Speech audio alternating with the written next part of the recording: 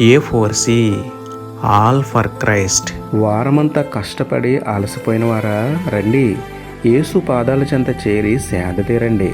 ప్రేమమేడ కృపామేడ మా ప్రియ పరలోకపు తండ్రి, మహిమగల మీ నామమునకు స్తోత్రములు దేవా.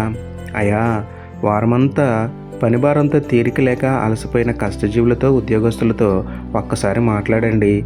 మీ చేతి నీడలో సేద తీర్చండి తండ్రి.